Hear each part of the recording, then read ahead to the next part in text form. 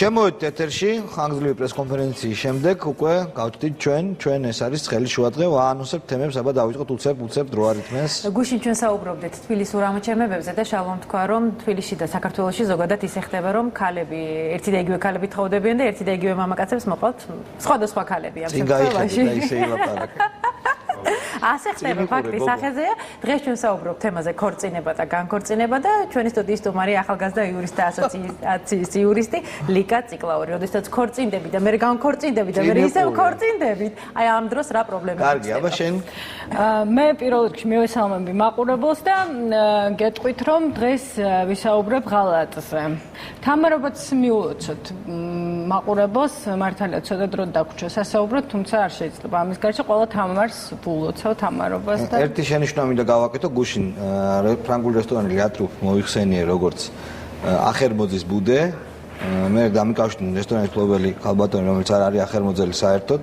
არის ბიზნესმენი და არ აქვს არანაირი კავშირი უბრალოდ მოდიან ეს ახერმოძელები როგორც ყველანი და იქ მიირთმევენ კი დადიან ხშირად შესაბამისად რესტორანი არაფერ შუაში არ არის ეხლა ხო ვერ გააგდებს მიშას და შესაბამისად თუ რამე არასწორად თქვი გავქნა გოდიში ახლა წარმოგიდგენთ ჩემს სტუმრებს ბატონი ირაკლი მელაშვილი ერთი წუთით სახელმწიფო კანცელარიის რეგიონებთან და თვითმმართველობებთან ურთიერთობების დეპარტამენტის უფროსი ქორწინება და განქორწინება ეს შენია და შენ თემა არ გიტყვია ხო გინდა გითხრა დათო ზურაბიშვილის მეყოლება მე მაგრამ მიდი შენ თემა მე კი ვისაუბრებ ღალატზე რაც ძალიან ხშირად შეიძლება გახდეს სწორედ განქორწინების მიზეზი და რატომ ხდება ეს ყველაფერი რატომ თქვენ მოილაპარაკეთ ხო ჩვენ მოლაპარაკებულები შეთანხმებულად მოქმედებთ კარგით ეხლა ჩვენ ნახავთ რეკლამას და შემდეგ შემოვა ირაკლი მელაშვილი სტუდიაში დაბრუნდით პირდაპირ ეთერში თვითმფრინავი მაყურებლებო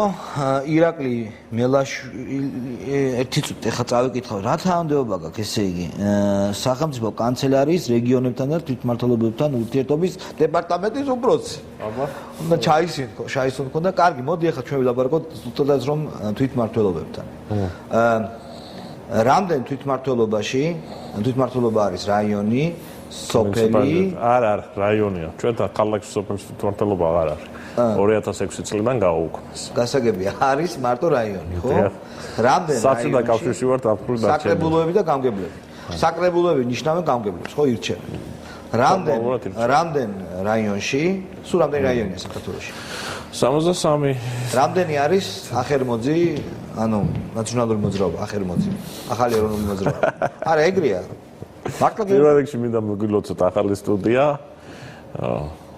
ახალი მისამართი ბედნიერება მინდა გისურვოთ და წარმატებები რაც შეეხება რამდენგან არის მან სიტუაცია შერეულია არის თქვა თვითმმართველობები სადაც მთლიანად ახერმოძი ნაციონალური მოძრაობა არის დარჩენილი მაგალითად იგივე რუსთავი ხო?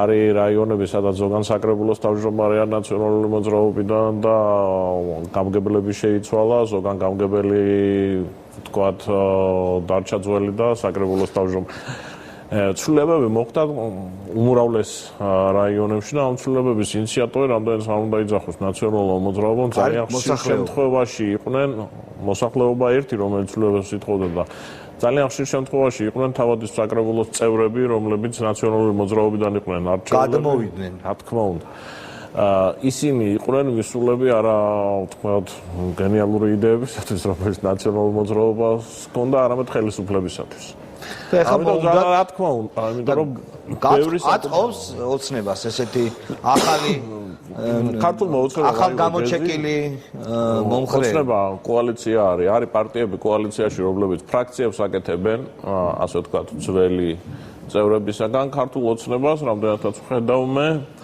აქვს არჩეული ის გეზი რომ საკრებულოებში მაინც და მაინც ფრაქციები არ გააკეთოს იმიტომ რომ ჩემი აზრით აბსოლუტურად სწორად მიაჩნია რომ ეს უფრო მეტ დისკრედიტაციას გამოიწვევს ქართული ოცნების ვიდრე ეხლა უყურე რა ხდება იყო ლაპარაკი საბოტაჟზე ეს იყო ადრე არ ვიცი ეხლა რა სიტუაცია მაგრამ მოდი ესე ვთქვათ ცენტრალური ხელისუფლება შეიცვალა ცენტრალური ხელისუფლება ასრულებს დანაპირებს შესრულების პროცესშია ივანიშვილმა თავის ფული ჩადო სოფლის მეურნეობის პროგრამაში ბიუჯეტიდან ძალიან ბევრი ფული გამოიყო ეს არის უშუალოდ მხოლოდ რეგიონებზე მიმართული პროგრამები, გლეხებისთვის და სოფლად რეგიონებში მაცხოვრებელი ადამიანებისთვის.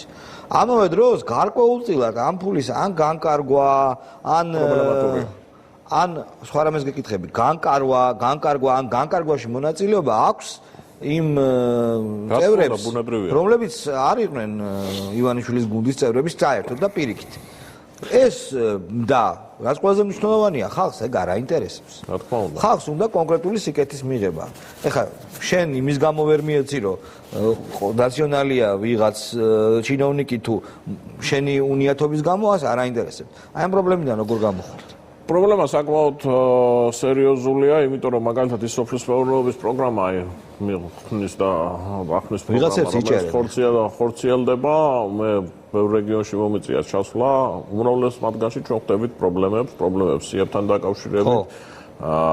ეხლა ეს პრობლემები, ზოგან ეს პრობლემები საკმაოდ სერიოზულია, ანუ არის რაიონები, სადაც ეს აღწევს 10-15-20%, ანუ უსწორობა.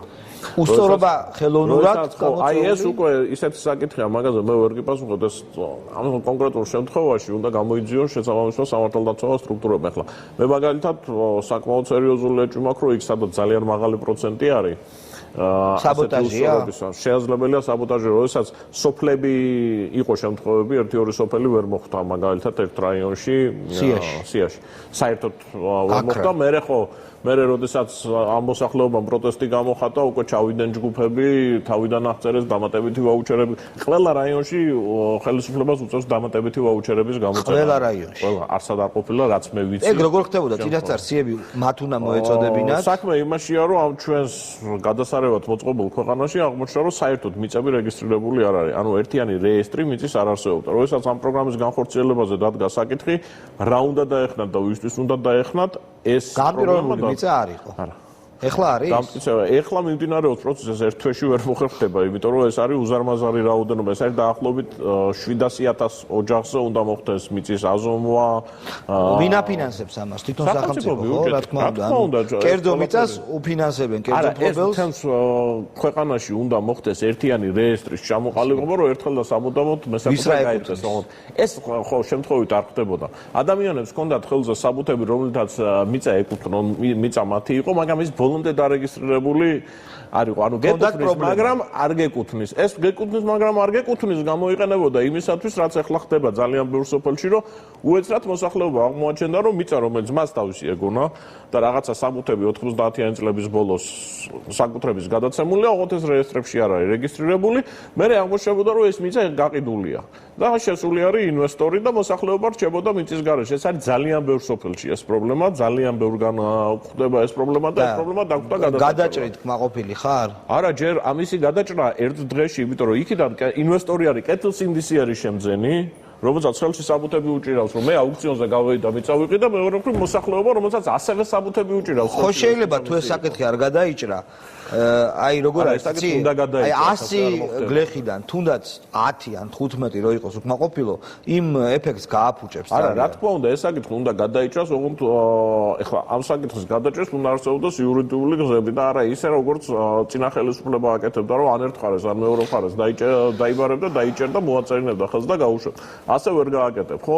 იურიდიულად სწორად რო გადაიჭრას, ეს მოითხოვს პროცედურებს, ეს მოითხოვს დროს, რიგ შემთხვევაში ეს მოითხოვს სასამართლოს. ესეც შეკითხვა. ჩვენ ხატაკი რეგიონები გვყავს სამწუხაროდ. მაგრამ არის მაგალითად ადგილები, ფოთი მაგალითად, არ ვიცი, ჭიათურა, ან რაღაც ადგილები, სადაც იქ მდებარე საწარმოები ძალიან დიდ ფულს აკეთებენ, ხო? და ადგილობრივ ბიუჯეტში ხარჯავენ მიზანს. ჩვენ ყველა რეგიონი დღეს აქ რა ხდება, როგორ არის?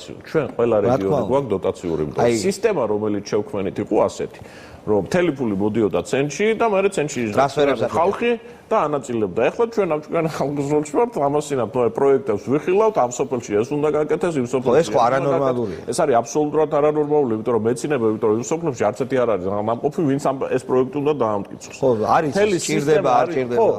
მთელი სისტემა არის თავდაყირა და დაყენებული, რაც ნორმალურ სოფლიოში. იმიტომ რომ რატო გეკითხებით, ცი თვითმმართველობაზე ზოგადად ლაპარაკი ასეთი დაფინანსების პირობებში უკვე აზრი არ აქვს, თვითმმართველობა არ ქონდა. შალო არავინ არ მიაქცია ყურადღება ერთ რაღაცას. 2009 წელს მიიღეს გადაწყვეტილება თბილისში პირდაპირ მერის არჩევნები შემოიღოს, ხო? მაგრამ იმავე წელს ზუსტად ამ არჩევნების შემოღებასთან ერთად შეცვალეს საკრებულოს ძალიან კარგი საინტერესო გადაწყვეტილება მიიღო საქართველოს პარლამენტმა. თბილისს საკუთარი დაფინანსებით ჰქონდა 440 საკუთარი შემოსავლები ჰქონდა 400 მილიონზე ცოტა მეტი.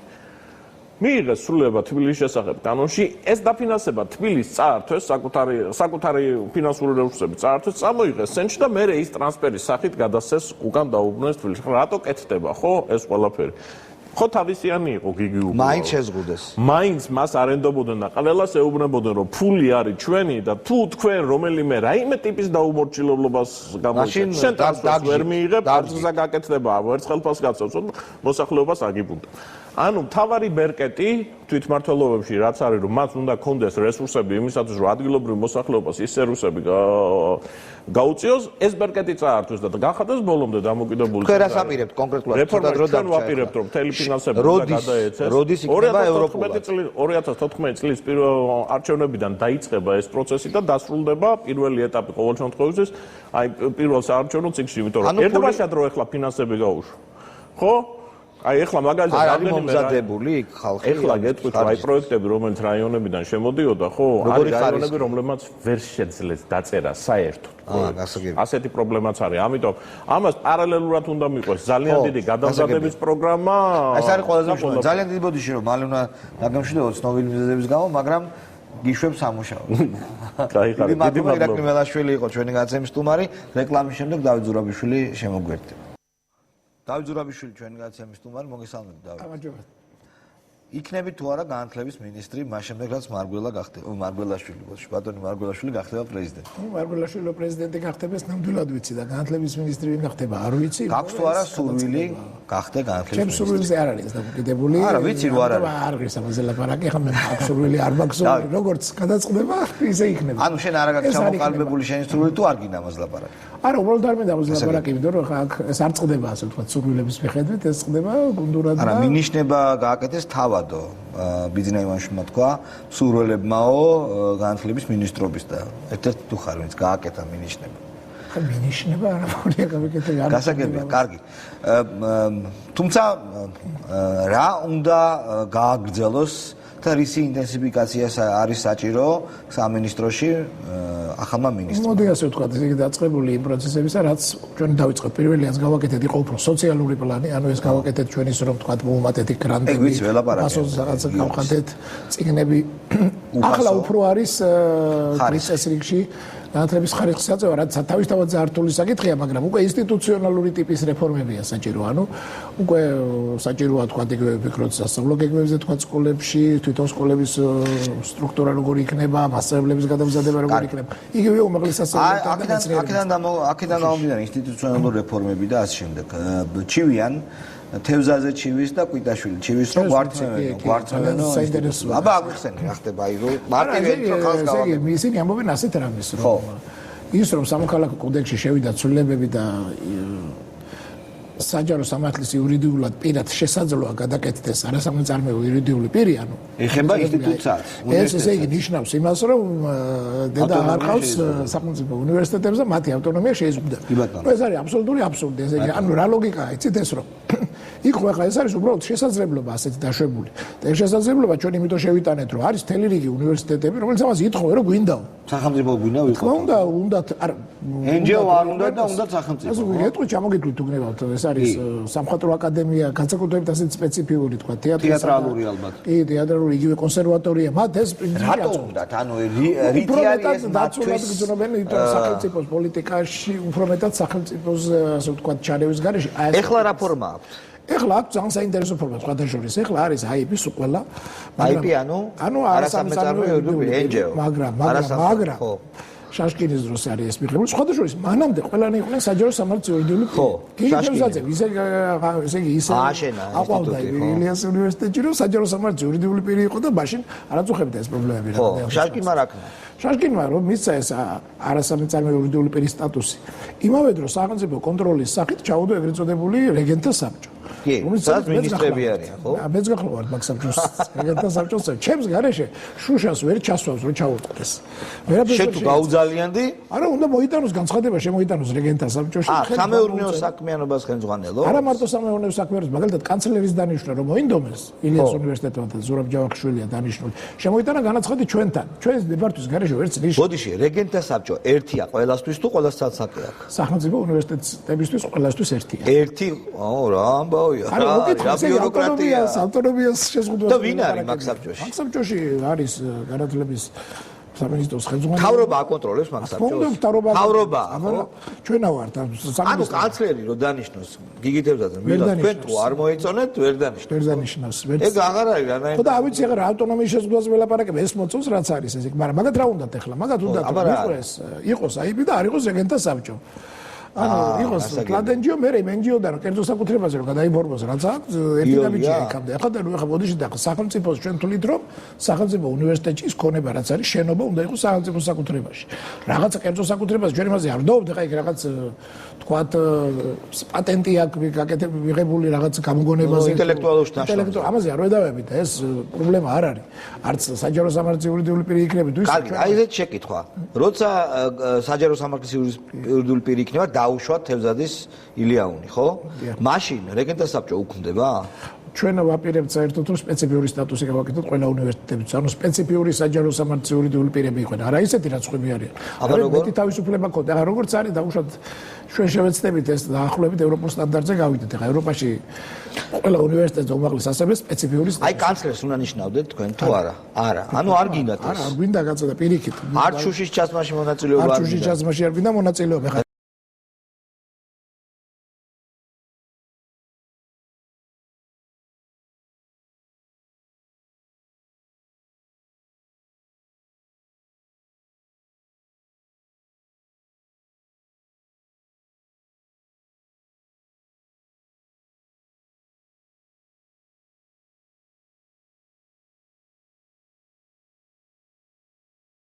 რაბაცაში გინდათ მონაწილეობა? ნუ ერთი რომ მას არ მუშაობს ამ კანონმდებლობაზე. მენეჯმენტში არ ჩაერევით. არა მენეჯმენტში არ ჩავეთ, როგორც კი ახალი კანონმდებლობა იქნება მიღებული, არ ვაპირებთ ჩვენ პირი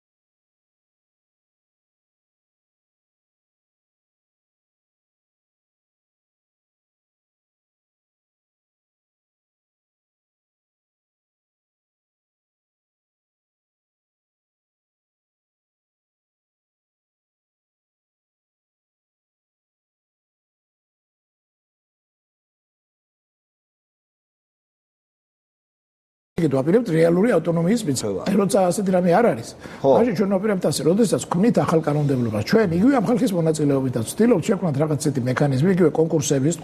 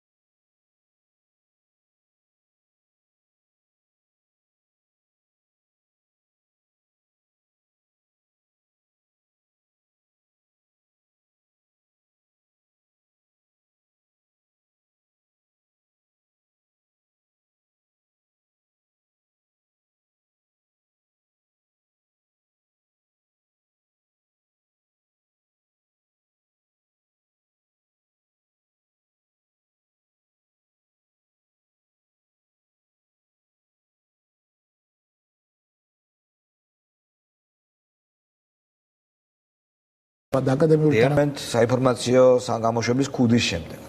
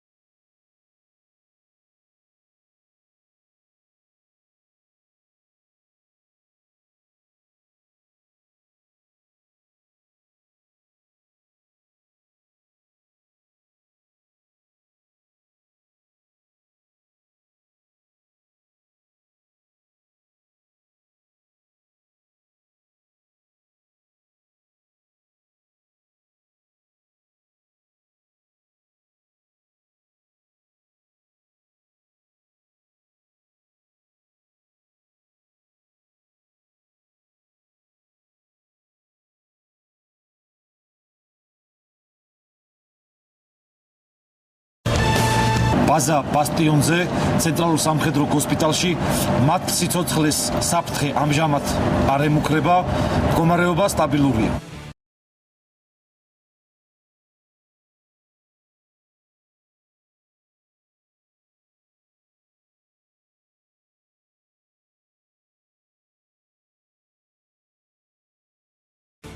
ჩვენი მამაცი მეომრების სიცოცხლე შეეწირა. ყავს დაჭრილებით სამძიმარს უცხადებ თითოეულის ოჯახს, ვიზიარებ მათი, ჩვენი სამშობლოს და თითოეული მოქალაქის მწუხარებას, განაცხადა ბიძინა ივანიშვილმა.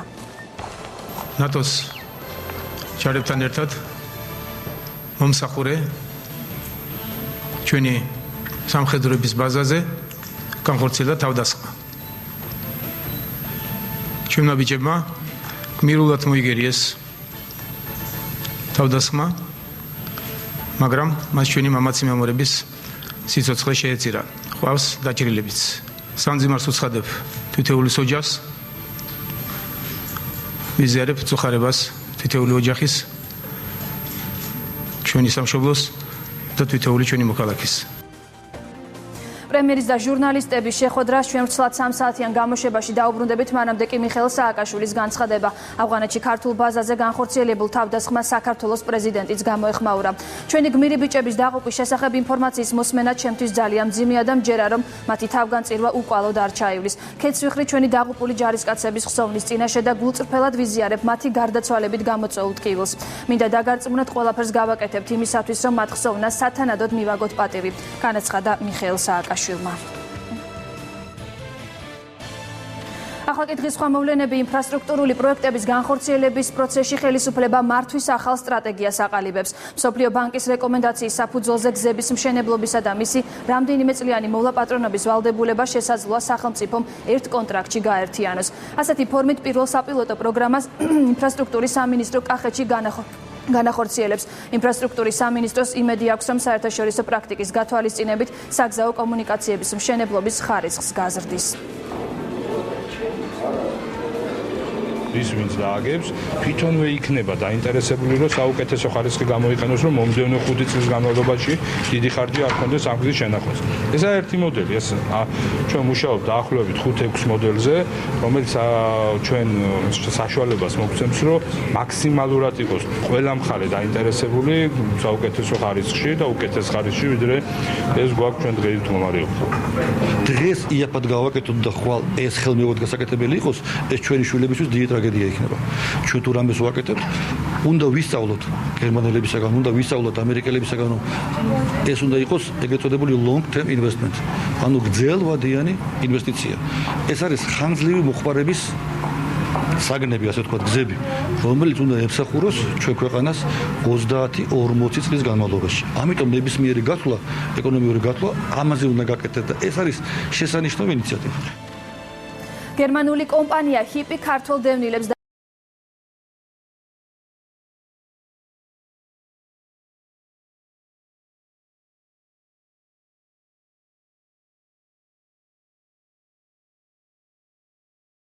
დაეხმარება ჰუმანიტარული ტვირთის პირველი განსაკუთრებით სჭირდებათ. ეს არის პირველი პარტია, რომელიც მივიღე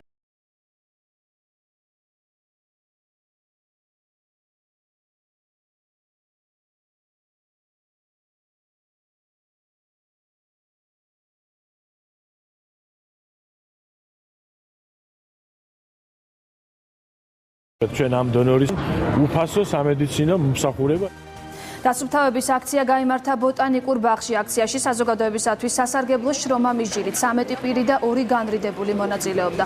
მათ ბოტანიკური ბაღის საფეხმავლო ბილიკებზე ჩამოშლილი მიწისგან გაწმინდეს და ტერიტორია გამხმარი ტოტებისგან გაასუფთავეს. მსჯავრდებულები სათანადო სამუშაო იარაღით პრობაციის ეროვნულმა სააგენტომ უზრუნველყო. ძალიან მნიშვნელოვანია ესეთ ღონისძიებებში პრობაციონერების ჩართვა, საზოგადოებრივად სასარგებლო შრომა, როგორც მოგეხსენებათ, ეს არის თავისუფლების აღკვეთის ალტერნატიული სასჯელი და ვფიქრობთ, რომ ასეთი სასჯელის მაქსიმალურად მეტად გამოყენება იმ შემთხვევაში, როდესაც კონკრეტული დანაშაულის ხასიათი ამის საშუალებას იძლევა. ეს პრეცედენტი მე მგონი ძალიან კარგი მაგალითია. გარდა ამისა, ეს მგონი ძალიან ხელს უწყობს ადამიანის ფსიქოლოგიურ რეაბილიტაციას, როდესაც ის საზოგადოებისთვის სასარგებლო შრომას ასრულებს სხვა ობიექტებზე, მაინც ალბათ რაღაც მორალური კმაყოფილების გრძნობა აქვს, მაგრამ როდესაც ის ბოტანიკურ ბაღში ხდება, მაგ განსაკუთრებული გარემოა შრომისთვის. ახალი ამბებით 3 საათზე დავბრუნდებით, ახლა კი ეთერს კვლავ ცხელშუა დღეს უთმობთ. დავბრუნდით ცხელშუა დღეში და ახლა უნდა წარვდგინოთ სტუმრები. წარვადგინოთ სტუმრები თემებთან ერთად. დამწყოთ შენით. მე ვისაუბრებ ასეთ მძიმე თემაზე, როგორც არის ღალატი და ქალბატონი მაია ბოჭორიშვილი, ფსიქოლოგი იქნება დღეს ჩემი სტუმარი. რა მიზეზები შეიძლება არსებობდეს იმისთვის, რომ თქვა ღალატობენ ადამიანებს ხო, ამ ზომამდე რომ უღალატოს, მე დაბრუნდეს უკან, მე ისევ წავიდეს, ისევ მოვიდეს და ასე შემდეგ. ხო. არ აჯობია საერთოდ ვინც ღალატობს, იქნებ ჯობია რომ საერთოდ წავიდეს, ხა? გამიხილოთ. არ ვიცი, ჩემი თემა რამდენად მძიმეა, მაგრამ შალვა ყოველთვის ვავდა ასეთ კითხვას. რას ნიშნავს ცხელი რჩევა? როდესაც თემა არის ძალიან ცხელი, ეს იმას ნიშნავს, რომ მასზე კითხვაზე პასუხი ძალიან გაინტერესებს. 550909 არის ჩვენი სტუდიის ტელეფონის ნომერი. მე სამწუხაროდ სტატისტიკა ძალიან გამიჭირდა ამ ინფორმაციის მოძიება. როგორია რეალურად საქართველოში, ანუ წელიწადში რამდენი ადამიანი ქორწინდება და როგორი არის განქორწინება. და მიზეზი ღალატი რამდენი ასეთი განქორწინებული წყვილის არის ნეტა. ხო, აი არ ვიცი, სტატისტიკა სამწუხაროდ ვერ მოვიპოვე. 550909 მე დარწმუნებული ვარ, რომ ძალიან ბევრი ტელემაყურებელი შემოგვიერთდება. ჩვენი სტუდიის სტუმარია ახალგაზრდა იურისტთა ასოციაციის იურისტი ლიკა ციკლაური, რომელიც უკვე ჩვენთან ერთად არის. მოგესალმებით ლიკა და ძალიან დიდი მადლობა სტუდიაში მობრძანებისთვის. ლიკა, დავიწყებ შემდეგი კითხვით. საქორწილო ხელშეკრულება. რამდენად ხშირად დებენ წყვილები მსგავს დოკუმენტს საქართველოში? იყო ერთი პერიოდი, როდესაც თითქოს ეს ძალიან მოდური იყო და ძალიან ბევრი წყვილი ამბობდა, რომ როდესაც თქვა ოფიციალურად დავრეგისტრირდებით, აუცილებლად გავაფორმებთ მსგავს დოკუმენტს. აი რეალურად როგორ ხდება ეს? საქართველოში ძალიან იშვიათად ხდება საქორწინო კონტრაქტების გაფორმება. ნუ ალბათ გარკვეულწილად ეს ქართველების მენტალიტეტიც არის განპირობებული, იმიტომ რომ თავიდან როდესაც ქორწინდებიან არ თვლიან თქვათ, რომ რაღაც განქორწინების რისკი შეიძლება დაუდგეთ და ძალიან იშვიათია ესეთი შემთხვევა. ერთეულები იყო სულ რაღაც 2012 წლის მდგომარეობით რაღაც რამოდენიმე ათეული შემთხვევა იყო მხოლოდ და მხოლოდ. საერთოდ თქვენს კონკრეტულად? არა, საერთოდ კონკრეტულად ჩვენ პრაქტიკაში ორგანიზაციაში მხოლოდ 2 შემთხვევა გქონდა, რაც 2008 წლიდან ვმუშაობ, რომ მინახია ეგეთი კონტრაქტი. შეგიძლიათ გაიხსენოს კონკრეტულად ეს? ნუ ერთი შემთხვევა იყო, ჟურნალისტი და იურისტი იყვნენ, მეუღლეები და უბრალოდ გადაწყვეტეს, რომ გაეფორმებინათ რაღაც სერიოზული ისეთი რაღაც ინტერესები არ ქონდა. აი როგორი პუნქტები არის ჩადებული? ძირითადად ეს ჩვენი კანონმდებლობით შეიძლება ეხებოდეს მხოლოდ და მხოლოდ ქონებრივ საკითხებს. ანუ არის ქვეყნები, სადაც შესაძლებელია არაქონებრივი საკითხებიც და არეგულიროს, ჩვენთან მხოლოდ ქონებრივი. და ძირითადად ეხებოდა ეგეთ რაღაცას, რომ დღეს მოქმედი კანონმდებლობით ქორწინების განმავლობაში შეძენილი ქონება ითვლება თანასაკუთრებად, ანუ ნაწილდება მეუღლეებს შორის განქორწინების შემთხვევაში. და მათ ჰქონდათ ეგეთი დათქმა, რომ ამ შემთხვევაში რასაც შეიძენა თითოეული მეუღლე, ჩაითვლებოდა მათ ინდივიდუალურ საკუთრებად და განქორწინების შემთხვევაში არ ექნებოდა მეორე მეუღლეს ამ ქონებაზე აპელირების და ამ ქონებიდან რაიმეს მოთხოვნის უფლება. მეორე შემთხვევაში მსგავსი შემთხვევა, ანუ მსგავსად იყო დარეგულირებული, ცოტა ასაკში შეიქმნა ეს ოჯახი და ერთ-ერთი მეუღლე იყო ესეთი რაღაც წარმატებული მატერიალურად უფრო და ამ შემთხვევაში მან ჩადო, რომ თუ კი მოხდებოდა განქორწინება, მის მიერ შეძენილი რაც იქნებოდა, ყველაფერი მას უნდა დარჩენოდა განქორწინების შემთხვევაში და ჩვეულებრივ ეს გარიგება გააფორმეს. ჩვენ კონკრეტულ მაგალითებზე ვისაუბრებთ, რომ რა სურთ წყვილებს, მაგრამ როდესაც აი ეს მსგავსი ხელშეკრულება არ არსებობს, გაყრის შემთხვევაში რა ხდება? ჩვენ მოქმედი კანონმდებლობით, როგორც უკვე აღნიშნე, ქორწინების განმავლობაში შეძენილი ქონება ითვლება მეუღლეების თანასაკუთრებად და ეს წესი მოქმედებს იმ შემთხვევაშიც, თუ კი ვთქვათ, ერთ-ერთი მეუღლე ამ პერიოდის განმავლობაში არ მუშაობს რაღაც საპატიო მიზეზით, ან ბავშვებს უვლის ან სხვა რაღაც ისეთი გარემოება არსებობს, რის გამოც ის ვერ მუშაობს. თანასაკუთრებაში მოიაზრება, რომ თუ კი დადგა ეს საკითხი, რომ უნდა მოხდეს განქორწინება და დააყენებს მეუღლე თავის ქონებრივ საკითხებს, ნახევარი ეკუთვნის ამ ქორწინების განმავლობაში შეძენილი ქონების, თუმცა კანონში ასევე გვაქვს გამონაკლისი, კერძოდ სასამართლოს უფლება აქვს ამ წილთა თანაბრობას გადაუხვიოს, თუ კი ერთ-ერთ მეუღლესთან განქორწინების მერე ცხოვრობენ არასრულწლოვანი შვილები, ამ არასრულწლოვანი შვილების ინტერესებიდან გამომდინარე. ანუ ყოფილა ეგეთი შემთხვევები, როდესაც თქვათ სასამართლოს მიუცია ნახევრის მაგივრად 2/3 ან უფრო დიდი წილი, იქიდან გამომდინარე, რომ ამ მეუღლესთან შეებოდნენ არასრულწლოვანი შვილები და ეს ბავშვები ნორმალური პირობებით ყოფილიყვნენ უზრუნველყოფილნი. და ეგ საინტერესო მომენტია, კიდე ხშირად გონიათ ხოლმე, რომ თქვათ შვილებსაც ეკუთვნით რაღაც უხეშად რო თქვათ წილი, ან მშობლების ქონებიდან და ხშირად მოგმართავენ ესეთი კითხვით, რომ განქორწინების შემდეგ შვილებს რისი მოთხოვნის უფლება აქვს და ჩვენი კანონმდებლობით შვილებს არანაირი უფლებები ამ ქონებაზე არ გააჩნიათ, მხოლოდ საუბარია მეუღლეების უფლებებზე და ერთადერთი რაც არის კანონში ამ შვილების ინტერესებიდან გამომდინარე, სწორედ ამ წილთა თანაბრობის გადახვევის შესაძლებლობა.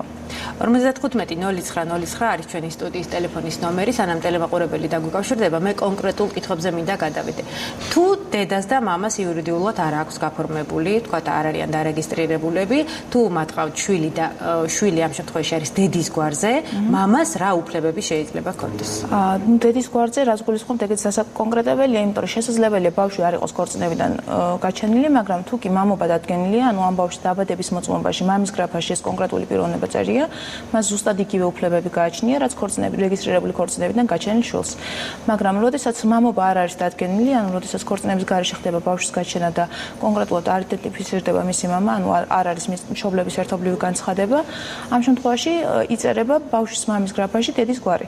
ესეთ შემთხვევაში თუ კი მამა განაცხადებს პრეტენზიას და აქვს სურვილი რომ ბავშვს გაუწიოს მამობა, ან თუ დედას აქვს სურვილი რომ თქვა დადგინეს ბავშვთან მიმართებაში ამა თუ იმ პიროვნების მამობა, ორივე შესაძლებლობა არსებობს. ერთი არის რომ ერთობლივი განცხადებით უნდა მიმართონ სამოქალაქო აქტების რეგისტრაციის ორგანოს, ანუ სახელმწიფო სერვისების განვითარების სააგენტოს. თუ ეს შესაძლებელი არ არის, მაგ შემთხვევაში იმ მშობელს, რომელსაც სურვილი აქვს, რომ ეს ფაქტი დადგინდეს, უნდა შეიტანოს სარჩელი მეორის წინააღმდეგ და იდაოს ამ მათი პიროვნების მამობის დადგენის თაობას.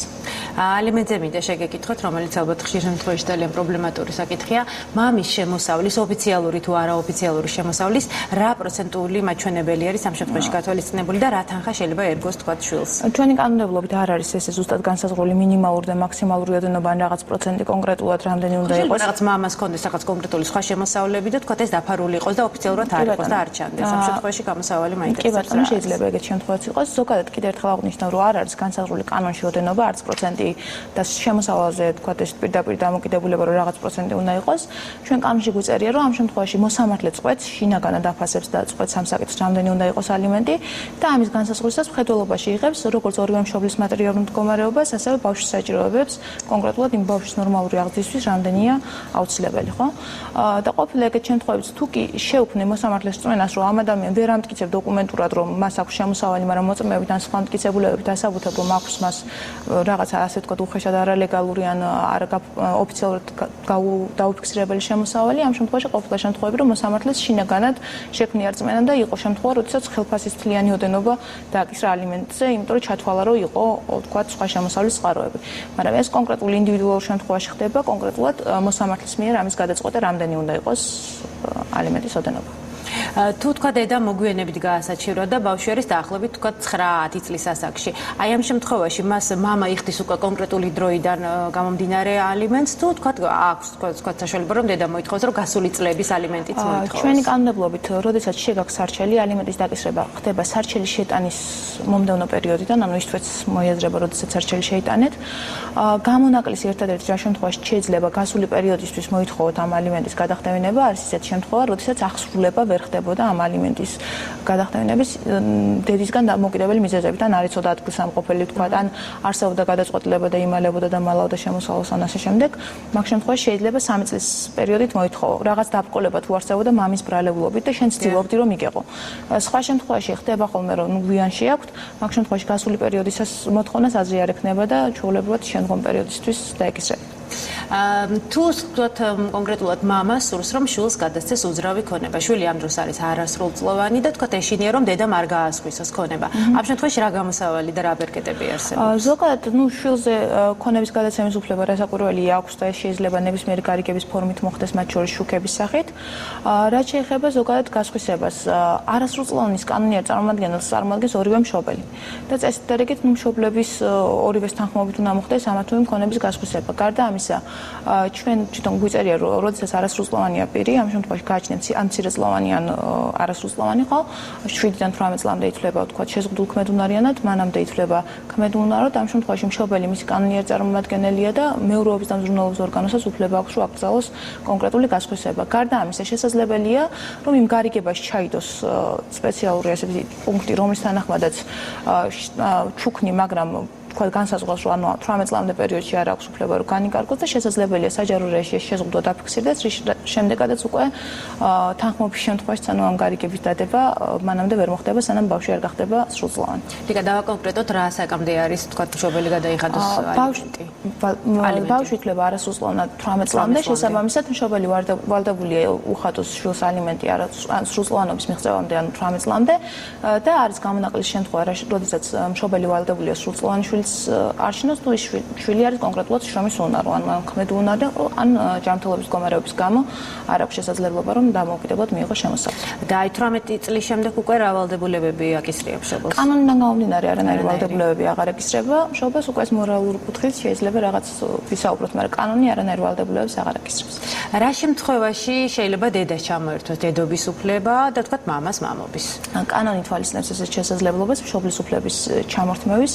ძალიან უკიდურესი ზომა არის და ამ შემთხვევაში ამ გადაწყვეტილებას ღებულობს მხოლოდ და მხოლოდ სასამართლო და კანონში გვიწერია კონკრეტული საფუძვლები. ეს შეიძლება იყოს შემთხვევები, როდესაც მშობელი არის ქრონიკული ალკოჰოლიკი, ნარკომანი, ან სისტემატურად არიდებს თავს უბრალოდ ქრონიკული ნარკომანი, ალკოჰოლიკი, ან უხეშად ექცევა ბავშვს და პლუს სისტემატურად უნდა არიდებდეს თავისი მშობლის მოვალეობების შესრულებას.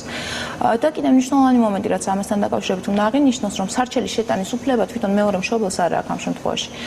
სოციალური მომსახურების სააგენტო არის უფლებამოსილი, რომ ესეთი სარჩელი შეიტანოს სასამართლოში ან 14 წელს მიღწეული ბავშვი და მხოლოდ ამის მერე იხილავს სასამართლო. მეორე მშობლის მიერ სარჩელი შეტანის შემთხვევაში სასამართლო ესეთ სარჩელს ვერ განიხილავს. ანუ გზა არის, რომ უნდა მიმართოს მშობელმა თუ მიაჩნია, რომ ჩამორთმევის საფუძველია, ჯერ სოციალური მომსახურების სააგენტოს და შემდგომ მათი დახმარებით შედის სარჩელი სასამართლოში. თუ პირველ ქორწინებაში თქვა წყვილმა ჯვარი დაიწერა, ხელი ქონდა მოწერილი, მეორე ქორწინებაში ჯვარი არ აქვს აყრილი და თქვა კვლავ აპირებს თქვა ხელის მოწერას. უკვე სხვა წყვილზეა, სხვა თქვა კონკრეტულად მეორე ნახევარზეა საუბარი. ამ შემთხვევაში თქვენ რამდენად ითვალისწინებთ, რამდენად გაქვთ კავშირები თქვა ეკლესიასთან თუ თქვენ დამოუკიდებლად მოქმედებთ? რას გულისხმობთ ამ ჩვენს? თქვა თქვენს ხელის მოწერას გულისხმობ. ჩვენ ზოგადად არ ვაწერინებთ ხელს, ხო? ანუ ამას აკეთებს შესაბამისი ორგანოში უნდა მიმართოს. კანონმდებლობით ზოგადად მხოლოდ და მხოლოდ რეგისტრირებული ქორწინება არის დაბრკოლება ამ შემთხვევაში. ჯვრის წერა იურიდიულ შედეგებს არ წარმოშობს, შესაბამისად თუ ჯვარი აქვს ადამიანს დაწერილი, მაგრამ განქორწინება ოფიციალურად გაკეთებული აქვს, კანონი არ აბრკოლებს და შეუძლია თუ სხვა წინააღმდეგობები არ არიან ნათესაური კავშირი თუ არ არის თქვა იმ ადამიანთან და ქმედუნარი თუ არ არის ადამიანი, შეუძლია ჩვეულებრივად დადოს მოაწეროს ხელი და შევიდეს მეორე ქორწინებაში ახალ მეუღლესთან. კანონი არ ზღუდავს ამ კუთხით. განხორციელებასთან დაკავშირებით მაინტერესებს თუ შეიძლება ბოდიში კეთი. ვინ არის ხოლმე ძირითადად ინიციატორი, ქალი თუ მამაკაცი განქორწინებაში? ჩვენ ძირითადად უფრო ხშირად მოგმართავენ ქალები. ეხლა ზოგადად სტატისტიკას ვერ გეტყვით, მაგრამ ჩვენთანაც ძალიან ხშირი ამ მოთხოვნით მომართვიანობა და როგორც წესი უფრო ხშირად მოგმართავენ ქალები. და რა შეიძლება იყოს ამის მიზეზი? მამაკაცები მეტ საშავებენ თუ როგორ? ხო, ყველაზე ხშირად რაც არის ხოლმე, ამ შემთხვევაში ღალატიც არის ერთ-ერთი საფუძველი, საკმაოდ ხშირი. ხშირად არის ოჯახური ძალადობის ფაქტები, საფუძველი, რომ ანუ ფიზიკური ძალადობის მსხვერპლი ხდება და აღარ სურს თანაცხოვრება. და ზოგჯერ უბრალოდ თანაცხოვრების სურვილი აღარ აქვს რაღაც გარემოებების და გამო. ანუ სხვა ეს ინდივიდუალურია კონკრეტულ შემთხვევებში, მაგრამ ღალატიც საკმაოდ ხშირი არის. თქვენ რაც აღნიშნეთ, შეიძლება ითქვას, რომ სადღაც 40-50% მომმართველი პირების უთითებენ ღალატს ან ოჯახურ ძალადობას. 55-09-09 ჩვენი სტუდიის ტელეფონის ნომერია და ხაზზე ტელემაყურებელი ყავს, მოგესალმებით და გისმენთ. გამარჯობათ. იცით ამაიდეთ, მე ვარ მარტოხელა დედა. აი, თქვენ ახლა ლაპარაკობდით, ხო, ალიმენტზე. მე მინდოდა მე გავაჩინებ, მე ვარ მარტოხელა დედა. არა მაქვს პრეტენზია არც არავისა და მე მარტო ვზდე, ჩემი შვილი 15 წლისა. რა პრივილეგიები მაქვს და ერთით გეტყვით გიგი უგულავას ვკითხე მარტო ხელა დედებს რა აქვს პრივილეგიები პასუხი მომცა ნება ყოფილია როგორც გააჩიდეთ ისეთ შეინარჩუნეთ ეს ჩვენი მერის პასუხია პირადად მე მომცა ეს პასუხი ეკავატოს პირადად რა უფლებები აქვს გასაგებია მადლობთ კითხვისთვის. ალიმენტს ნაკლებად ეხება ეს, იმიტომ რომ თუ კი მარტო ხელადი და მამობა თუ არ არის დადგენილი კონკრეტული პირის ალიმენტს ვერ მოითხოვს. ერთადერთი რაც მახსენდება ახლა კანონმდებლობაში სპეციალურ რაღაც ფულადი შეღავათების სამწუხაროდ არ არის ესეთი ქალბატონებისთვის დაწესებული.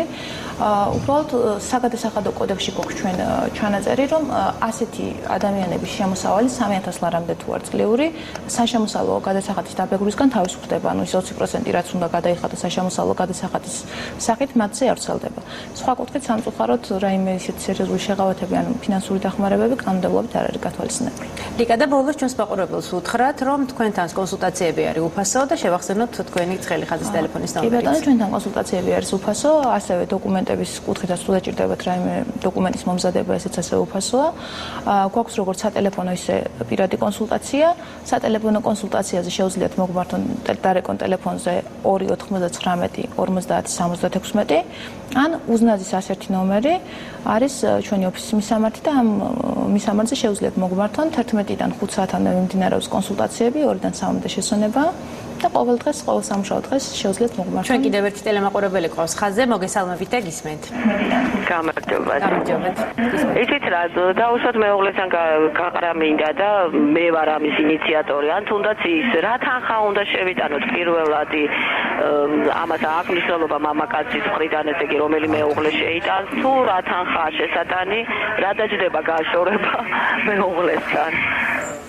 დიდი მადლობა, მადლობთ კითხვისთვის. გასაგებია, ანუ ინიციატორი რომელი მხარეა, ამას მნიშვნელობა არ აქვს. უბრალოდ თუ კი ორივე მხარე თანახმარი ამ შემთხვევაში და მათ შორის დავა არ არსებობს, ამ შემთხვევაში შეუძლიათ ერთობლივი განცხადებით მიმართონ იუსტიციის სახლებს მოხსენებაც, ანუ სახელმწიფო სერვისების განვითარების სააგენტოს და იქ იწერება ერთობლივი განცხადება, ამ განცხადების საფუძველზე ხდება განქორწინება და 45 ლარის გადახდა ხდება გასცემით ჩვეულებრივად განქორწინების მოწმობას. ესე იგი განქორწინება ღირს 45 ლარი. ოღონდ ეს თუ არის შეთანხმება, თუ კი არ არის, თქვა ამ შემთხვევაში ერთ-ერთი მეუღლე იძულებული ხდება შეიტანოს სარჩელი მეუღლის წინააღმდეგ. მაგ შემთხვევაში სასამართლოში გადასახდელი ბაჟის სარჩელზე არის 50 ლარი. სასამართლო თავის გადაწყვეტილებას თავადვე უგზავნის სახელმწიფო სერვისების განვითარების სააგენტოს, რომელიც ვალდებულია ეს დაარეგისტრიროს, მაგრამ თუ ამ მოქალაქეს ასევე დაჭირდება მერე განქორწინების მოწმობის აღება, დამატებით უწევს ასევე 45 ლარის გადახდა. ანუ შეთანხმებით უფრო იაფიჯდება, ვიდრე თუ დავიშალოთ. და კიდევ ერთი მაყურებელი ყავს ხაზზე, მოგესალმებით. მოგესალმებით და გისმენთ. გამარჯობათ გენეთვალე. თუ შეიძლება ცით რა შეეკითხეთ, ესე იგი თავად შეგიძლიათ დაუსვათ ჩვენ სტუმარს კითხვა. გისმენთ. დიახ, გამარჯობათ. იცით რა შეკითხვა მაქვს? მე არ მაქვს ხელი მოწერილი მეუღლესთან და შვილი მყავს არასრულწლოვანი, ანუ 9 წლის, დიახ და ალიმენტთან ერთად შემიძლია თუ არა ფართზე, აი სანამ სრულწლოვანი გახდება ბავშვმა რო იცხოვროს მამის ბინაში. კერძო საკუთრებას არავინ არ ეხება, მაგრამ აი თუ არასრულწლოვანობამდე შემიძლია ვიცხოვრო ბავშვთან ერთად. მადლობთ, მადლობთ. გასაგებია კითხვა, ამ შემთხვევაში როგორც აღნიშნეთ, ალიმენტის მოთხოვნის უფლება თავადაც იცოდა ქალბატონმა, მაგრამ რაც შეეხება ბინაში ცხოვრების უფლებას, როგორც ესეც ხო, კანონმდებლობის თანახმად ორივე მშობელი ვალდებულია თანაბრად იზრუნონ და უნდა უზრუნველყონ ბავშვები სათანადო პირობებით ჩენით და აღზრდით.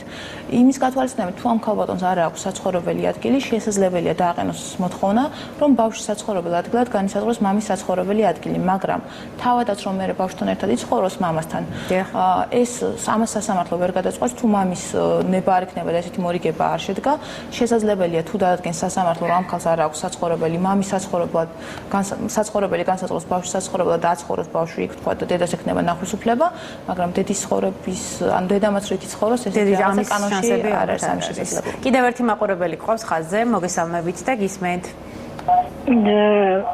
კითხვა მაქვს თუ შეიძლება. აი ბავშვს როცა შეუსრულდა უკვე 18 წელი, მაგრამ მამა არ იხდის ალიმენტს, არა დარჩენილი აქვს რაღაც გარკვეული თანხა არ იხდიდა თავის დროზე. აი რა შეგვიძლია მოვითხოვოთ და რის უფლება გვაქვს?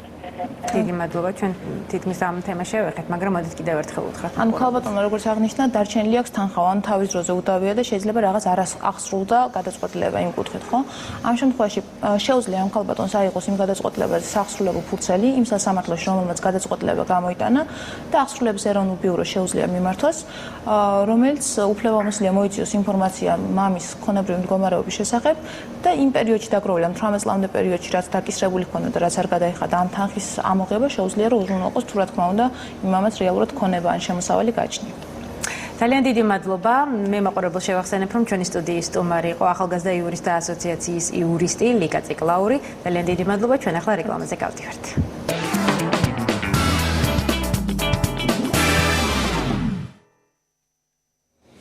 ბრუნდებით პირდაპირ ეთერში და აი ხედავ 40-50% თურმე ღალატის გამო შორდება და მე მგონი ჩვენი ეთერის დროს ერთი ოჯახი რაღაცა ყველაფერი, მაგრამ შალვასგან ასეთ სიჩუმეს ნამდვილად არ ვეღარ. არა, მე საინტერესო თემა იყო რომ ერთი კითხვა მაინც არ გაგიჩნდა. ყველაფერი ცხადდი იყო ჩემთვის. ეკელია. 45 ლარი რომ მღერდა. საქმეს მიხედეთ. აი ქალბატონმა მგონი არ იცოდა რომ საქმეს მიხედეთ, გადავიდეთ შემდეგ სტუმარზე. შეიძლება გადაწყვეტილებაც ნაკლებ ამაღელვებელი თემა. რა თქმა უნდა.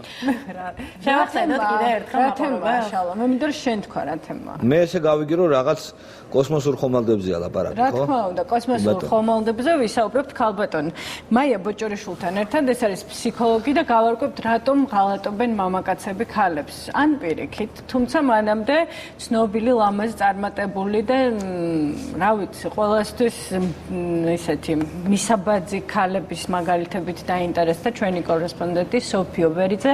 ნახოთ რეპორტაჟი და შემდეგ დაგიბრუნდებით. დიდრები, ცნობილები, ლამაზები, წარმატებულები. აი ასეთებსაც კი ღალატობენ. ჰოლივუდური ღიმილის უკან, რომელსაც ჩვენ ჟურნალის გარეკანებზე ყოველდღე ვხედავთ, ხშირად მიტოვებული ქალები დგანან. ქალი, რომელიც ყველაზე სასურველი ცნობილი ქალბატონების სიაში რამდენჯერმე მოხვდა, მსახიობ ტეილორ კრისტოფერთან განქორწინების შემდეგ ინტერვიუში ამბობდა, რომ ქრის ღალატის შემდეგ საკუთარი თავის რწმენა დაკარგა. სასოწარკვეთილი დიასახლის ევა ლონგორია მალევე დაინიშნა კალათბურთელ ტონი პარკერზე, რომელმაც საბოლოოდ ლონგორია საკუთარი თანაგუნდელის ცოლზე გაცვალა. სანამ ვანესა პარადი ჯონი დებთან დაშორებას განიცდის 14 წლიანი ურთიერთობის შემდეგ, თავად ჯონი დები დაქორწინებას აპირებს ემბერ ჰედრზე, რომელიც მასზე გაცილებით უმცროსია. ვანესა პარადი კი არის ქალი, რომლის გამოც თავის დროზე ჯონი დებმა კეიტ მოსი მიატოვა 4 წლიანი თანაცხოვრების შემდეგ. დებთან დაშორების შემდეგ კეიტ მოსი ირწმუნებოდა, რომ დები მასავით არავის ეყარებოდა. გვინეთ პელტროუს ორჯერ უღალატეს გოგონებთან სახელად ჯენიფერი. ბრედ პიტმა იგი ჯენიფერ ენისტონის გამო მიატოვა, ბენ აფლეკმა კი რომელთანაც დღე-დღეზე ქორწილი უნდა ჰქონოდა, ჯენიფერ ლოპესთან უღალატა. ვერსაჩეს კაბაში გამოწყობილ ჯენიფერ ლოპეს კი ბენ აფლეკმა განუცხადა, რომ მისი მძიმე ხასიათის გამო ის არ აპირებდა მასზე დაქორწინებას და სხვა ჯენიფერთან. ჯენიფერ გარდნერთან წავიდა. ასეთივე ბედი ეწია ჯენიფერ ენისტონსაც, რომელიც ყველაზე სასურველ მამაკაცზე, ბრედ პიტზე დაქორწინდა. პიტმა კი მისტერ და მისის სმიტების გადაღებებზე ანჯელინა ჯოლი გაიცნო, რომელთანაც რომანი გააბა და ენისტონი მიატოვა. ჯოლიმ კი საკუთარ მეუღლეს ჯენიფერის ნახვა სამუდამოდ აუგზავა. ისინი ბევრი ადამიანის კერპები არიან, მაგრამ ცნობილი ლამაზმანების ცხოვრებაც არ არის მარტივი. მამაკაცები მსოფლიოში აღიარებული სექს სიმბოლოებისგანაც მიდიან. ფსიქოლოგი ქალბატონი მაია ბოჭორიშვილია ჩვენი სტუმარი. მოგესალმებით ქალბატონი მაია. გამარჯობათ. აი ასეთ ქალებსაც კი ღალატობენ მამაკაცები. რატომ? მე არ მგონია რომ არსებობს ერთი უნივერსალური პასუხი ამ თემაზე და როცა თქვენ მითხარით რომ ღალატზე იქნებოდა თემა, მე შევეცადე რომ ცოტა უფრო ფართოდ შემეხედა ამ თემისთვის და რა თქმა უნდა ეს ძირითადად ეხება ცოლ-ქმნულ ღალატს, ის რასაც ჩვენ ვისაუბრებთ და თუნდაც დიდხნიანი ურთიერთობის. თუნდაც დიდხნიანი ურთიერთობებს. ყოველ შემთხვევაში ქალსა და მამაკაც შორის ურთიერთობის ღალატის თემა ყველაზე მეტად არის დამუშავებული, თუ შეიძლება ესე ითქვას და ალბათ ეს ყველაფერი ძალიან დიდი ხნის წინ დაიწყო, იმიტომ რომ ჩვენი ცივილიზაცია და ჩვენი კულტურა მოდის ძველი საბერძნეთიდან და ჯერ კიდევ ძველი ბერძნების და ოლიმპოს ღმერთებისთვის ეს იყო ტრადიციული და ზევსი იყო ალბათ პირველი და ყველაზე ცნობილი მოღალატე და მისი ცოლი ჰერა, რომელიც საშინლად პასუხობდა მისი მეუღლის ღალატს, იყო ყველაზე ცნობილი ცოლი, რომელიც თავისი სიავით და აგრესიულობით იყო ცნობილი. მე რასაც გადავხედე, მეც მინდოდა ასე თუ ისე მომზადებულიყავი თემისთვის, ყველგან წერია მამაკაცის ღალატის შესახებ. თუნდაც ფსიქოლოგების წერილებსაც გადავხედე, კვლევებსაც და ყველგან არის მამაკაცის ღალატზე გამახვილებული ყურადღება. რა შემთხვევაში ღალატობენ მამაკაცები? მე როგორც ამოვიკითხე, ეს შეიძლება სხვადასხვა მიზეზით იყოს გამოწვეული. ერთი ვთქვათ ის, რომ სხვა ხელი მოეწონა მართლა გულწრფელად და აღარ უნდა ვთქვათ ცოლთან ერთად ყოფნა. მეორე შეიძლება იყოს რაღაცის დამტკიცება, ან თვითდაჯერებულობის ნაკლებობა. და კიდევ ერთი სიგნალი, რომ ურთიერთობა ფუჭდება და მამაკაცი ქვეცნობიერად მიდის ღალატზე, როცა გრძნობს უყურადღებობას ცოლის მხრიდან. ოღონდ რატომ ვითომ ამ ცოლის შესანარჩუნებლად, თუმცა რატომ ცოტა აბსურდულია, რატომ აკეთებს ამას?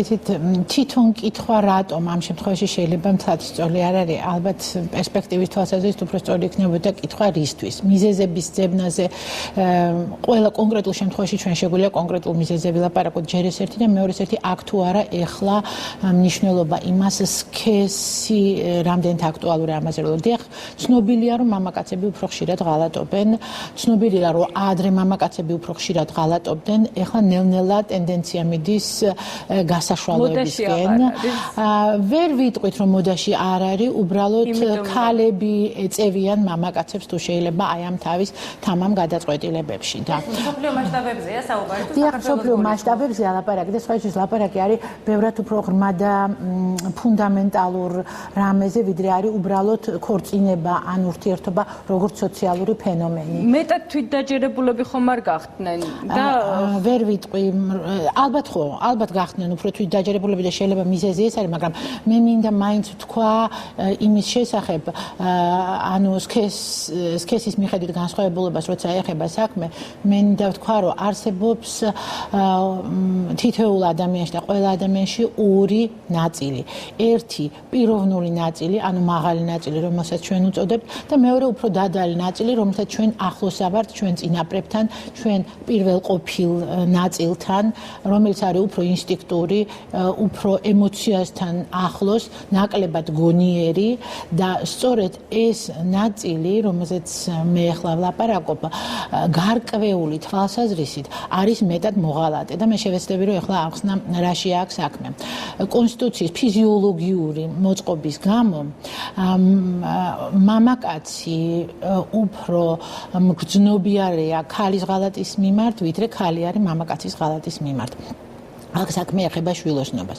პირველ ყოფილ მდგომარეობაში, როდესაც მამაკაცი ზრუნავს თავისი შვილის თავისი შვილების არეალის დაცვაზე და მათი ცხოვრების უზრუნველყოფაზე მისთვის ძალიან დიდი მნიშვნელობა აქვს იმას, რომ ეს ქვეცნობიერ დონეზე ხდება. რა თქმა უნდა, ძირითადად ქვეცნობიერ დონეზეა ეს, მაგრამ ჩვენ ამით ხსნით, რატო არის მამაკაცისთვის ბევრად უფრო აგრესიული ფორმით მიუღებელი ღალატი ხანდახან ვიდრე ქალისთვის. და პატიებაც მამაკაცმა თუ აპატია ქალს ღალატი, ის მამაკაცი უკვე საზოგადოებისთვისაც რაღაცა მის მიმართ დამოკიდებულება იცვლება სავით. და მამაკაცმა თუ ქალმა თუ აპატია მამაკაცს ეს ჩვეულებრივი ამბავია.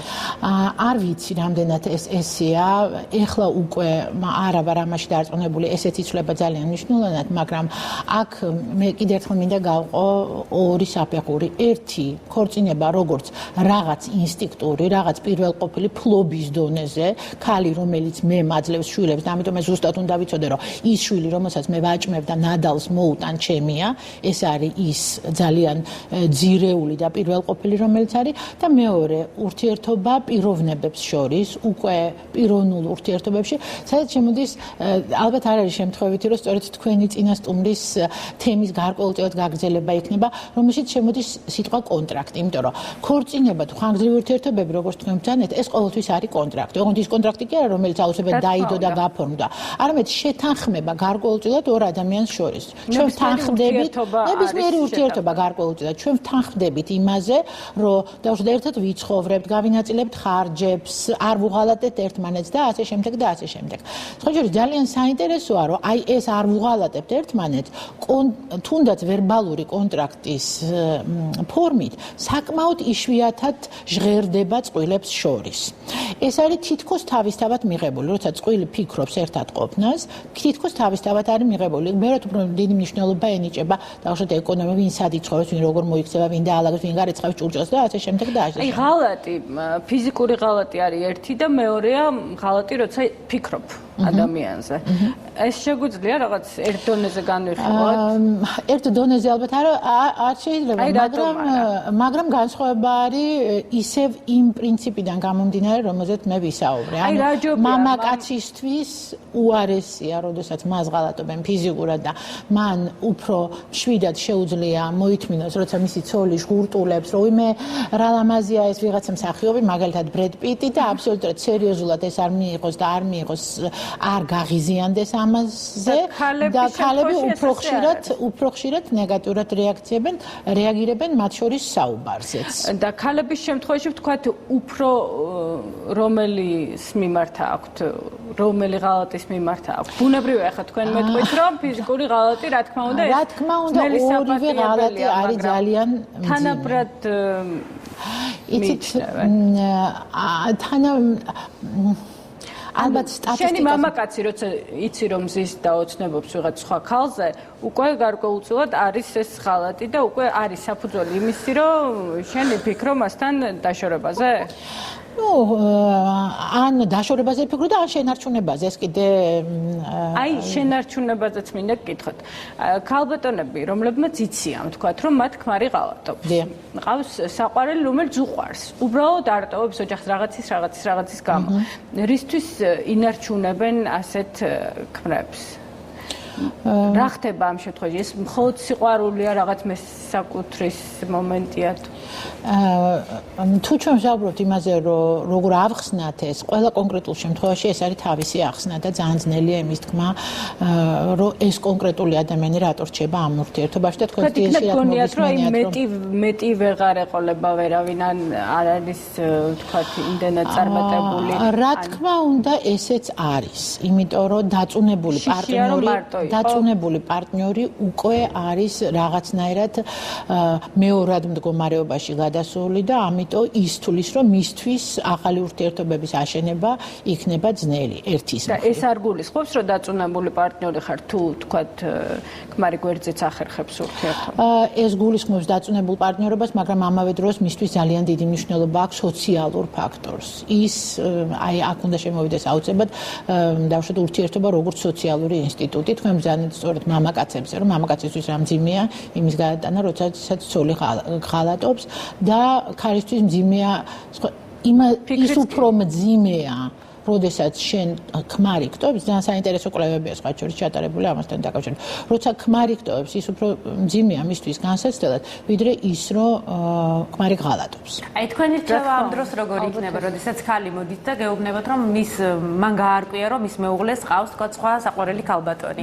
ამ შემთხვევაში ჭკვიანი ქალები ურჩევენ რომ თქვა ამ თემაზე არ იფიქროს არ შეიმჩნიოს მეუღლესთან აი თქვენი რჩევა როგორი იქნება ამ დროს მე არ ვიტყოდი მხოლოდ შემრჩევას ეს პრინციპში მიღებული პრაქტიკა და შეიძლება ითქვას რომ პროცედურაც არის და რეკომენდაციები ამ დროს საკმაოდ გარკვეულია. რა თქმა უნდა შეიმჩნიოთ, რა თქმა უნდა მისცეთ რეაქცია და პირველ რიგში რაც უნდა გაკეთდეს ის რომ ღალატის შემთხვევაში წყვილი უნდა დაშორდეს ერთმანეთს. მათ აღარ უნდა იცხოვრონ ერთად. ამ გადაწყვეტილებას სხვა შორის სამწუხაროდ ხალები ძალიან ძნელად ღებულობდნენ, იმიტომ რომ ისინი მიიჩნევენ რომ თუ ვიღაცა სხვა გაჩნდა მეუღლის ცხოვრებაში ეხლა ის წავა, იმას ამჯობინებს და ყველაფერი დამენგრება. რეალურად ეს არის ერთადერთი საშუალება, რომ ცალ-ცალკე ყოფნის პირობებში წყვილმა საბოლოოდ მიიღოს გადაწყვეტილება რა უნდათ და რისთვის არიან მზად ამ ურთიერთობაში. იმიტომ რომ აღდგენა ურთიერთობების ეს არის ძალიან მძიმე და სერიოზული შრომა ორივე მხრიდან და ძალიან გააზრებული.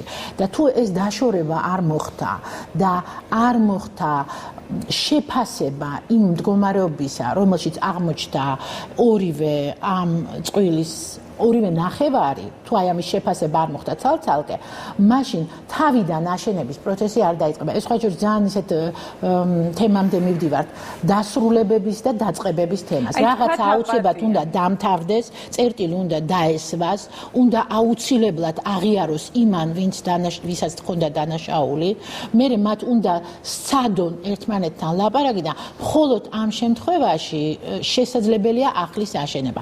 აი მოდი ჩვენ ახლა ეს არ შევიმჩნიოთ, გვერდზე გადავწიოთ, გვერდზე პატიების მერე და თქვა ეს რა თქმა უნდა არ შეიძლება რომ დაივიწყო, მაგრამ ასეთი რუსული გამოთქმა არსებობს ისა ნაცემის მაგივრად, უცემის მაგივრად ნაცემს მოკეთ უფრო მეტი ფასი აქვს. რა თქმა უნდა, ეს გამოცდილება შენი არსად არ წავა, შენ იქნები შენ ცხოვრებაში ამ გამოცდილებით, მაგრამ შენ შეიძლება ძალიან მნიშვნელოვან ორ გამოცდილებას. ერთი და განსაკუთრებით რადგან ქალებზე აკეთებთ აქცენტს მე არ ვაკეთებ ყველა ქალი მე მინდა ვთქვა რომ ქალს როდესაც ის იგებს ღალატის შესახებ განცდა რომ დაემსხვრა სამყარო რომ მას სხვანაირად ამბობენ რომ მას მუცელში ჩაარტყეს წიხლი რომ ის გადააგდეს სანაგვეზე და ასე შემდეგ და ასე შემდეგ აი ამ დაშორების მერე ის გამოდის მდგომარეობიდან იმ განცდით რომ ქვეყანა არ იქცევა არც იმ ადამიანთან ყოფნასთან ერთად და არც მის გარეშე ის გამოდის უფრო დამოუკიდებელი უფრო თავის თავში დარწმუნებული და ნაკლებად ინფანტილური ამ ურთიერთობიდან და ამიტომ გაგრძელებას და დავიწყებაზე აღარ არის ლაპარაკი არის შესაძლებლობაზე რომ აშენდეს სხვა ურთიერთობა და შეიძლება თქვა სიყვარული დაბრუნდეს ასეთ ოჯახში იგივე სიძლიერით რაც იყო თქვა თავიდან იცით პროფესიონალური იმიტომ რომ მე ამავე კითხე რომ ზოგ შემთხვევაში პირიქით ხდება და კიდევ უფრო რაღაც მყარი ხდება ოჯახი გეთანხმებით რომ სიმყარეზეა ლაპარაკი და სიახლოვეზე განსაკუთრებით კომუნიკაციური თვალსაზრისით მაგრამ რაც შეეხება სიყვარული არ არის გაზომვადი ჩვენ ვერ ვიტყვით როგორი იყო მათი სიყვარული როცა ისინი შეულდნენ და ამიტომ ვერაფრით ვერ ვილაპარაკებთ იმაზე როგორი არის მათი სიყვარული ბოლოში სხვა შეიძლება აი ამაზე მინდა ცოტა ძალიან ისეთი კონკრეტიკიდან რო წავიდეთ ზევსზე და ჰერაზე ვლაპარაკობდით, რომელიც იყო მოღალატეების თემა და ერთხელ ზევსი მიდის საბერძნეთის პატარა სოფელში და არავინ არ უღებს კარებს, აკაკუნებს ბევრ კარებს და ბოლოს ერთადერთ ოჯახში გაუღებენ. და სადაც შევა იქ არის მოხუცი ცოლ-ქმარი, ფილემონი და ბლევკიდე, ძალიან ისეთი ცნობილი წყვილია, რომელიც როცა შევლენ, იმდენად ტკბილი იქნება მათთან ვახშამი, რომ ღვინო არ ილევა ჯამში და როცა ღვინო არ ილევა, ისინი მიხვდებიან, რომ ეს უბრალო სტუმარი არ არის. და კითხავს ზევსი რა გინდათ, როგორ გინდათ, რომ თქვენი ცხოვრება დასრულდეს და ისინი სწხოვენ, რომ ჩვენ ერთადერთი რამე გვინდა, რომ ერთ დღეს ერთად მოვკვდეთ. მეტი არანაირი სურვილი არ აქვს. რატო ყვები ამას? ეს არის მითი თუ შეიძლება ითქვას. ესეთი წყვილი ფილემონა და ბლევკიდე, ეს ფაქტიურად ზევსის მითის ზემითია.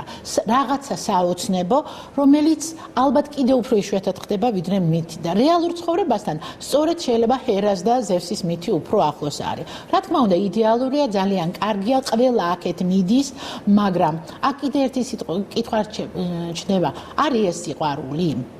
თუ ეს არის შეჩვევა, ეს არის ერთად ყოფნის სურვილი, ეს არის საერთო აშენებული რაღაცები, ეს არის ინტერესები. სიყვარულიც ყველაფერი ეს ერთად არის, რასაც სიყვარულს ვეძახით. არ ვიცი, სიყვარულს 14 წლის ასაკში და სიყვარულს 34 წლის ასაკში და 94 წლის ასაკში თითქმის არაფერი აღარ აქვს საერთო.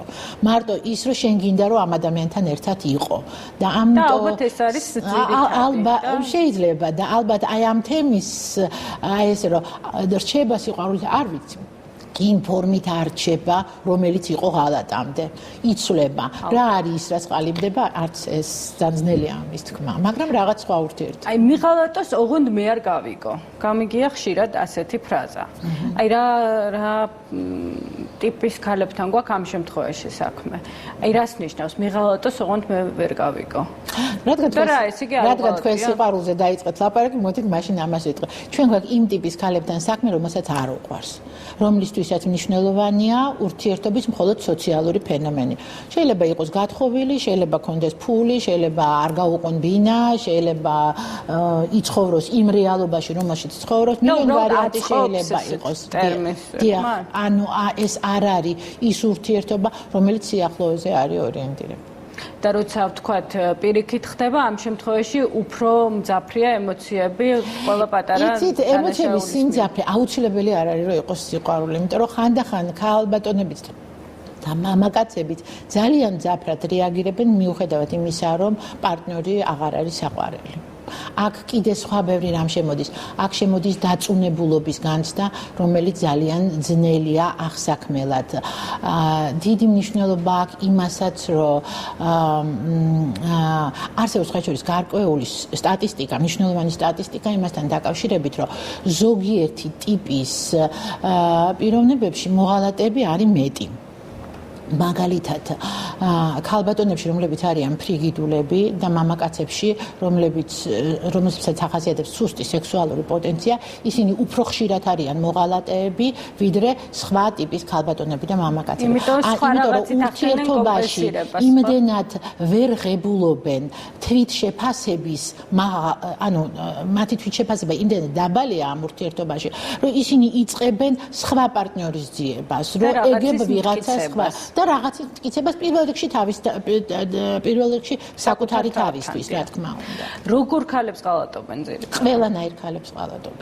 ლამაზებს, უშნოებს, ჭკვიანებს, სულელებს. აი რა უნდა გააკეთოს ქალმა იმისთვის, რომ მამაკაცს არ უღალატოს და პირიქით მამაკაცმა რა უნდა გააკეთოს? იყოს გვერდით. ყოველთვის იყოს გვერდით, ყოველთვის იყოს მზად რომ მოусმინოს, ყოველთვის იყოს მზად რომ გაიზიაროს, რომ ის იყოს ის, ვისთანაც იმ მამაკაცს მოუნდება რომ მივიდეს და რაღაცა თავისი ძალიან მნიშვნელოვანი გააზიაროს. ადამიანი ღალატს გრძნობს? დიახ. აი რითი შეიძლება იქნო ნიშნები? რა ნიშნები არსებობს? როგორ შეიძლება მიხვდა? ეს ნიშანი ალბათ რამოდენიმეა. როცა არ უნდა კაცს რომ გაგრძნობინოს, იგივე ქალს არ უნდა რომ აგრძნობინოს. ეს არის გარეთა და შიგნითა ნიშნები, ამბობ რომ ძალიან ხშირად საუბრობენ ხოლმე გარეთა ნიშნებზე, თითქოს ზანიოლია გამოიცნო, ანუ ღალატობს თუ არა, დააკვირდი როგორ მოიხმარს დავუშვათ შენი პარტნიორი ტელეფონს და შენ გაიგებ ღალატობს თუ არა ის, იმიტომ რომ დღეს ტელეფონი გახდა. როგორ, როცა აბაზანში შედის ტელეფონით, როდესაც საფარშოდან ლაპარაკობს, როდესაც შენ შემთხვევით გახსნი ტელეფონს და მესიჯ ბოქსში ყველა მესიჯი წაშლილია, როდესაც ეს ნიშნავს რომ უნდა ვსდიოთ და გამოვიკვლიოთ. ეს არ ნიშნავს რომ ვსდიოთ, თქვენ მკითხეთ როგორ შეიძლება გაიგო, მე გარეთა და შიგნითაზე ვლაპარაკობ. არა, სხვა შორის, არა, ვერ ვიტყვი, იმიტომ რომ როდესაც მე მქონია გამოცდილება მე ქალბატონებთან ან მამაკაცებთან ამასთან დაკავშირებით საუბრის, იმათ ვთქვამთ, რომ როგორ ვერ მივხვდი, როგორ არ ვიფიქრე, მე ხო ყველაფერი ჩემს ხვირწინ ხდებოდა, როგორ არ დავეჭვდი, რატო იყო ეს, როგორ არ გამიჩნდა ეს ეჭვები, მაგრამ თუმცა ზოგი პირიქით ზედმეტად ეჭვიანია, თუმცა ამისი საბაბი ნაკლებად აქვს. ამ შემთხვევაში უბიძგებს მეორე ნახევარს, რომ მას უღალატონ? ვერ ვიტყვით, რომ უბიძგებს და საერთოდ ეჭვიანობა და ღალატი არ არის მაინც და მაინც ერთმანეთზე მიმული თემი. ეჭვიანობა არის შიგნითა მდგომარეობა. ან რა არის ღალატი? ღალატი არის გულისხმობს სუბიექტს და ობიექტს. მე შენ გიღალ. ეჭვიანობა არის შიდა მდგომარეობა, ჩემი შიდა მდგომარეობა. მე შეიძლება ვიყო ყველას მიმართ ეჭვიანი, ვინც მღალატობს ან არ მღალატობს და მიუხედავად იმისა, რომ არ მღალატობს, ეს მდგომარეობა ჩემში მაინც დარჩეს. და ბოლოს მინდა გკითხოთ, სადღაც ამოვიკითხე, რომ იყო ერთგული, ეს არის გადაწყვეტილება, საკუთარ თავთან გადაწყვეტილება. არის თუ არა ეს მართლაც ასე და იყო მოღალატე ესეც გადაწყვეტილება? აი, სწორედ როცა ღალატის ფიზიოლოგიურ მხარეზე ვლაპარაკობდი და მამაკაცის და ქალის განსხვავებაზე, მე სწორედ აი ამას გავუსვი ხაზი, რომ არსებობს ქვედა საფეხური ჩვენში და არსებობს პიროვნული. რადგან კონტრაქტი არის გადაწყვეტილება, რადგან ჩვენ ვიღაცა წყვეტთ რომ ერთად ვიცხოვროთ და ერთმანეთს ვეუბნებით რომ დიახ ეს არის გადაწყვეტილება და ეს არის შეთანხმება და ჩვენი ურთიერთობა იმდენად მნიშვნელოვანი შეიძლება იყოს რამდენადაც ჩვენ საზოგადოდ შეგვიძლია შეთანხმების დაცვა და აქ არ ვიქნები სწორი ერთი რამ არ თქვა რაც უფრო ცნობიერია ადამიანი და რაც უფრო კარგად იცნობს ადამიანი თავის თავს, მით მეტი პასუხისმგებლობა აქვს იმ ვერბალური თუ წერილობითი კონტრაქტების მიმართ აღებული, რომელიც მას აქვს ცხოვრებაში და ამიტომ მით უფრო ძნელად ღალატობს. ძალიან დიდი მადლობა ასეთი საინტერესო საუბრისთვის, იმისთვის რომ გვესტუმრეთ სტუდიაში. მე დავამშვიდობები მაყურებელს, ხვალამდე. მადლობა თქვენ. მომავალ შეხვედრამდე უსაინტერესო საუბრები იყო. და შენიყავი ძალიან ჩართული დღევანდელ განაცემაში. და ჩვენ გეშտოვებთ ხვალამდე. სულ სხვა თემებით, სულ სხვა სტუმრებით, ხვალ მეცხრე არხზე კვლავ გელოდებით.